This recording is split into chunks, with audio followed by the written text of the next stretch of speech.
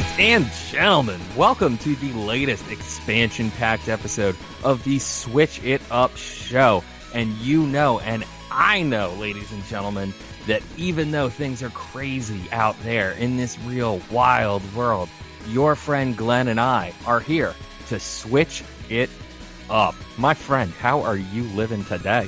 I'm doing the best I can, my man. You know, it's crazy times we live in, but luckily, you know, we have some good quality distractions to, keep us entertained and sane. We always do, ladies and gentlemen. And today we're going to be talking about two great titles that can help you during these strange and trying times. But until then, we've always got some sweet, sweet beats to let ride.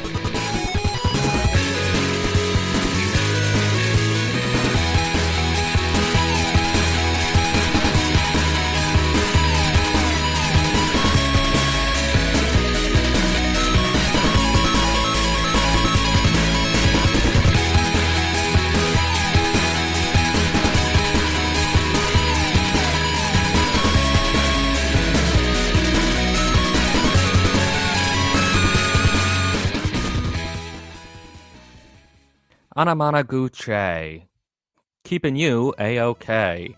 Just like the game I'm talking about today, which is Wenjia.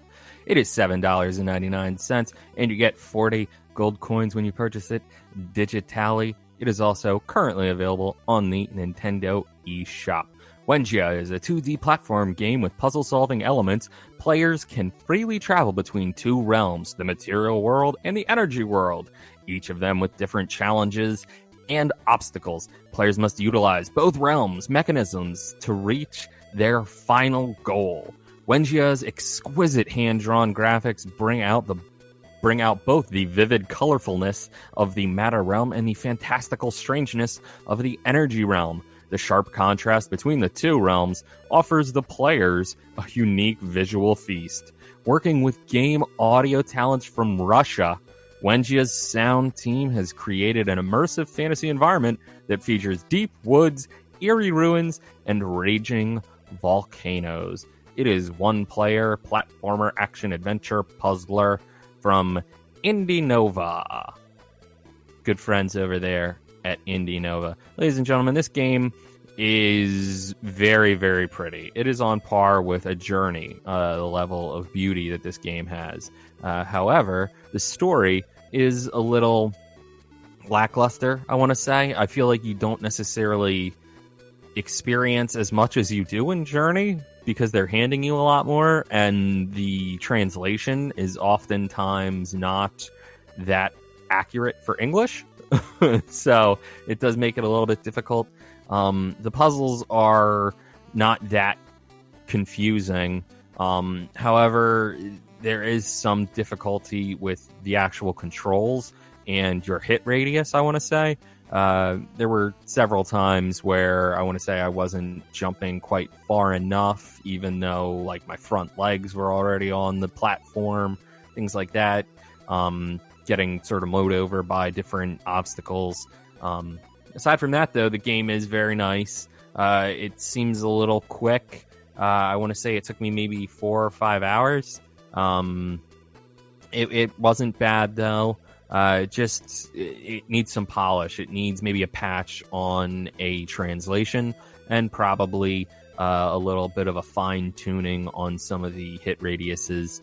And that would make it a great game. The music is also really stellar. It really, really is. It sets you in that world very well. I feel like if there was no storyline presented to you whatsoever, and you just sort of played through and just experienced these things as you're trying to save some bunnies, you would have a much better time.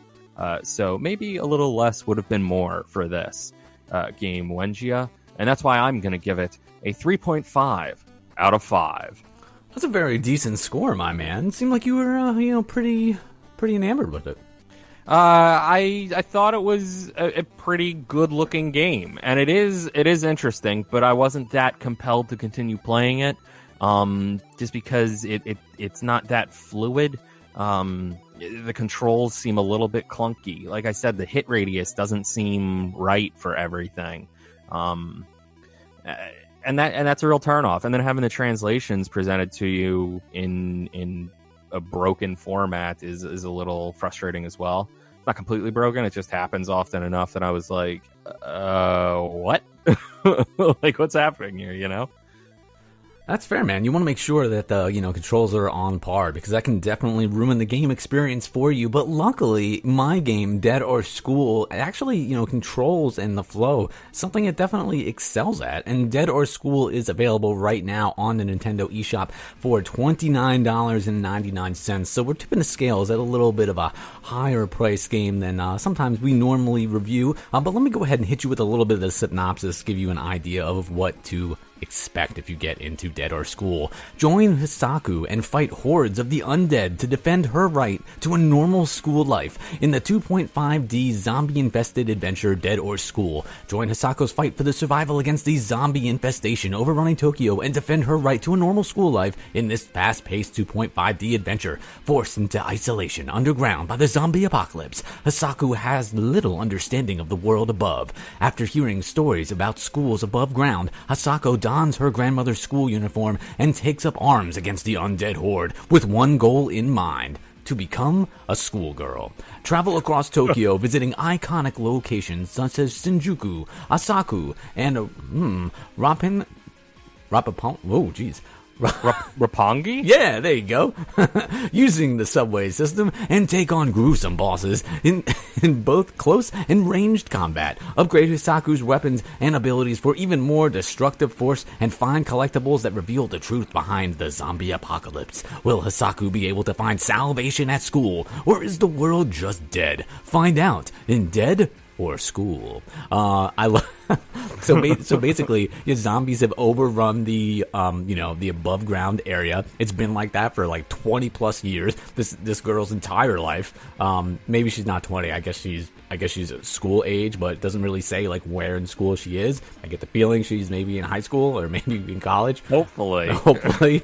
They present it to you. So these could be secondary. Schoolers. It could be secondary school or something like that. Like everybody's grades are different. Primary school, is that what they call it? Yeah. So basically, no one's been above ground for a long time because zombies have just taken everything over. So everybody more or less lives in the subway system, and Hisaku gets told the story of what it's like to go to school, and she's just like, "This is the best. This is the best thing ever. I need to reclaim the streets." So not only will they reestablish civilization, rebuild, but but also so that I can go to school.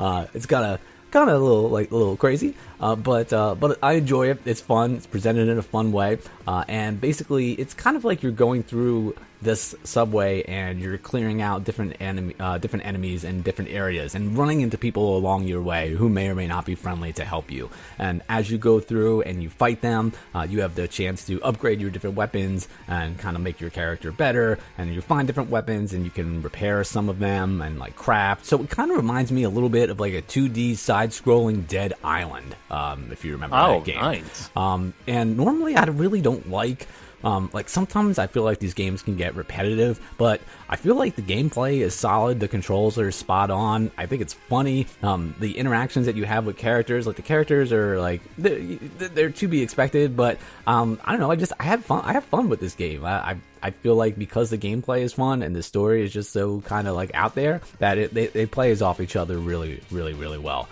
I like the combinations that you can do with the different attacks. I love how at some points you have like night vision. There's different puzzles that you have to unlock. So there's just a lot to this game. It's way more than just a normal side-scrolling adventure type game. You can play this in TV, tabletop, and handheld mode. It actually came out a little while ago. It came out on March 13th. It is rated M for mature, mostly for it's kind of bloody. It's not super bloody, but it's definitely more geared towards adults rather than children.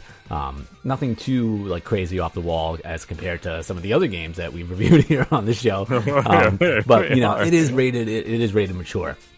For $29.99, if you're into like a hack and slash, I hate that term, but like a Metroidvania, it's like a better version of a Metroidvania, because I feel like some of those are all kind of like played out at this point. It seems like every other game is one of those. So this kind of takes one of those and also marries it along with maybe a visual novel, perhaps. Much more game than visual novel point, but there are cutscenes and longer moments, compared to what you would normally have in a game like this. So it's just cool. It's just an interesting, fun mashup, and I was pleasantly surprised by it because I originally wanted to play it and try it out, just because it had to deal with like zombies and creepy stuff, and I was kind of nervous on whether or not the gameplay was gonna hold up or if it was just gonna feel like one of many games, and it doesn't. So for Dead or School, definitely happy with it. I'm gonna go ahead and give this game a 4.25 out of 5. 4.25. 4.25. Wow. Yeah, you know, why not? AKA a 6. 4.25, also known as 6. 6 out of 10. No, that's good, man. It does that. It sounds like a fun game. Surprisingly so. But as you said, these Metroidvanians are pretty played out lately. Let us know if you found any good ones that you maybe want us to review. I know I was playing a lot of Blasphemous. Definitely get at us at SwitchITUP Show, or me. I'm at Seth Trav, or him. He's at From the Crib. He's also It Came From CH, right? Yeah, that's the one. That's the other one. Be sure to subscribe all around. And remember, ladies and gentlemen, if things ever start to get boring, you can always switch it up.